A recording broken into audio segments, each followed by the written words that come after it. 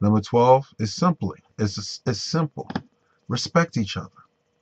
And see, the reason why that jumps in from a number 11 and how I just elaborated, but see, intimacy allowed me to start to say that I have the ability to recognize who my wife is for me. So if I'm going to respect her, I'm actually respecting myself. There's something I always say all the time, and sometimes my kids probably think I'm a broken record because I don't really say. I do when I get on a roll, I will talk. But there are times that I will say more or less the same mantra over and over again. In order to love me, you better love yourself. And I say that all the time. In order for me to respect my wife, I better respect myself. And there are times where when you are dealing with relationships, and we have dealt with couples and counseled and coached, and you start to see that you think it's something about, you know, she throws her clothes on the floor, or she'll say, he just leaves the toilet seat up. No, no, no, no. And then when you start really getting to the real nuts and bolts of the situation, it's dealing with respect. Oh no, I feel that he doesn't honor the fact of what I'm doing with the children. Oh, I don't like the fact that I'm out there busting my behind and she ain't doing X, Y, and Z. Stop. Now we're dealing with respect. And we have to honor that fact. And me as a man would say, as my wife, before we started doing our entrepreneur aspects of that have grown to this day, she, for about 2 years, turned from a person who was a worker and had a job and had her own money, and all of a sudden them first two kids came, and literally, in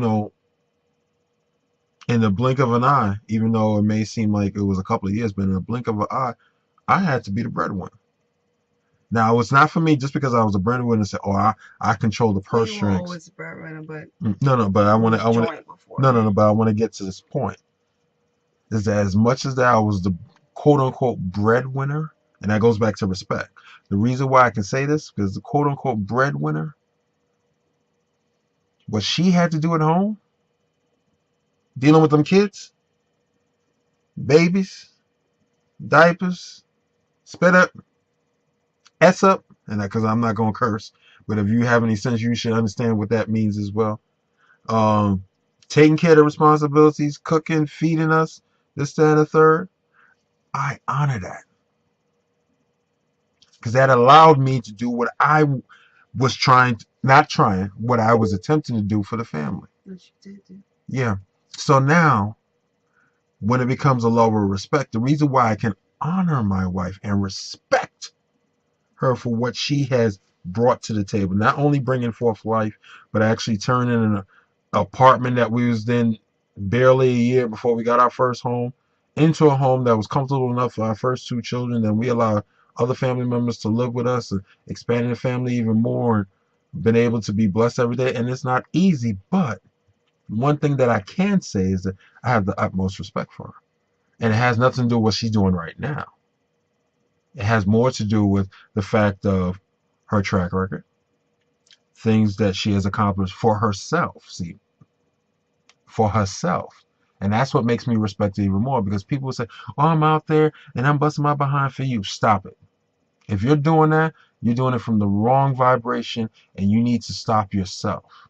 If you're out there, regardless of whatever it is, as Cheryl stated earlier, if you're an entrepreneur, you're a 9 to 5, you're white collar, blue collar, whatever, you're out there because that's what you wish to do at this particular time. If you want to change it, change it. But don't disrespect your partner if you have one by bringing in that energy. I'm out here doing this for you and this, that, and the third. Stop. If you don't like that, change it. And if that partner is doing what they need to do at home, which is allowing you to go outside and bring whatever it is into the storehouse, then respect it. And sometimes that's where a lot of stuff get clogged up in these relationships, is just the respect level. We start to lose that respect. We start to assume. We start to think. We start to overthink. And by overthinking, sometimes that ego kicks in, as we was talking about earlier. You start shooting yourself in the foot because now you so emboldened and blazing within yourself, and you forgetting like, yo, you can't do this alone.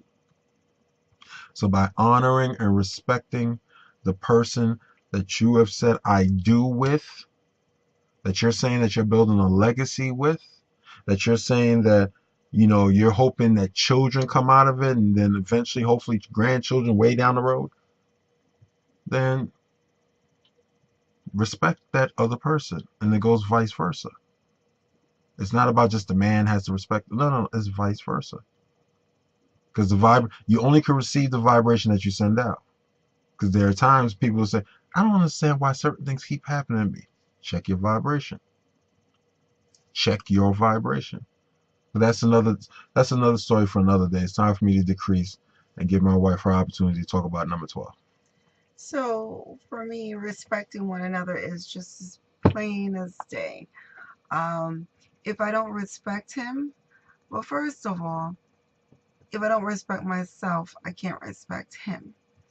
If I don't if we don't teach our children to respect themselves, and as parents too, I want to say that when it goes down to with our marriage, is that us being the parents of 6, parents, please, even though we say we don't, we don't have control over our children or whatever, we have a 19-year-old and an 18-year-old.